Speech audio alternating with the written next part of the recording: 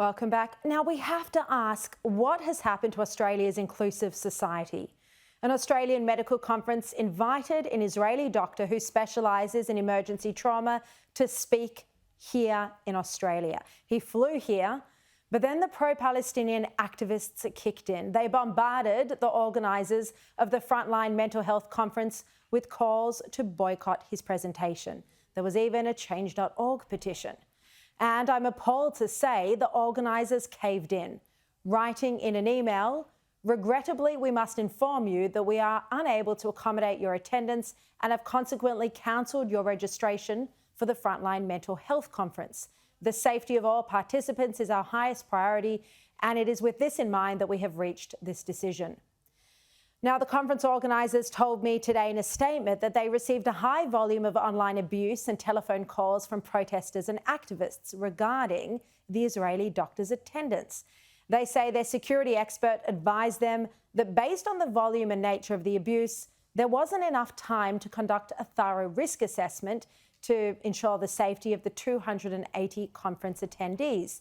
They said their priority was the safety of all participants, including Dr. Moshe Farhi. And so, as a result of their duty of care, they say, and in the interest of safety only, they say, they cancelled his registration. Now, Dr. Moshe Farhi is highly qualified in acute trauma, emergency mental health intervention, and psychological first aid. So, this is the Australia we now find ourselves living in, where a Jewish specialist who flew all the way here to support our medical conference and present his expertise and knowledge, can't even present his own medical findings and has to fly home because of his religion, because he dares to support and live in a Jewish homeland. And meanwhile, Palestinian writers and activists who espouse anti-Semitic views are welcomed with open arms to writers' festivals. It's deeply upsetting, it's frustrating, and how can we accept that this is the modern Australia? Why isn't anyone doing anything about it? Moshe has just landed back in Israel. He's literally in the car after getting off the plane from the airport, and he joins me now live.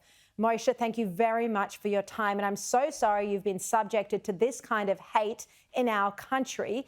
Tell us what happened and what's your reaction to being rejected from this conference? Well, thank you so much for these warm words and support. And I just want to say that not only that I feel, disappointed, but I feel sorry as being a first responder myself. I feel so disappointed for all these hundreds of first responders that I could actually provide some very important information of how to reduce immediately risk for, post-trauma, how to enable them to keep on their very important work through all those times and hours that they are keeping work so hard. And this bunch of people who are extremely radical succeeded not only to kick me out of this conference, but succeeded to increase the high risk for all the participants by just not letting me speak over there. This is really disappointing in behalf of me, but I must say that the minute it happened, I received so many warm words from all the Jewish community, as well as from other professionals, not only Jewish, and I was so happy about that as well. Did you expect this kind of treatment from Australia? I mean, we're predominantly a Christian nation. We support Jews. We're meant to support Israel. We have traditionally. Did you expect this from us? No, definitely no. Well, I knew, of course, that might be, questions, and I was prepared for that. And I have prepared not only the question, also the answer, but I was not at all prepared for this kind of welcome. No, not at all. I was really surprised. I have so many good friends in Australia, so many people from my profession who I know quite well. I wasn't expecting this kind of welcoming to me. It's also this attitude of, it's easier to send the Israeli doctor home and to give in to all of those who were behaving incorrectly, who were sending abuse and vile threats. I mean, so dangerous that the safety of the conference couldn't be guaranteed. Why would organisers give in to this sort of aggressive conduct at your expense?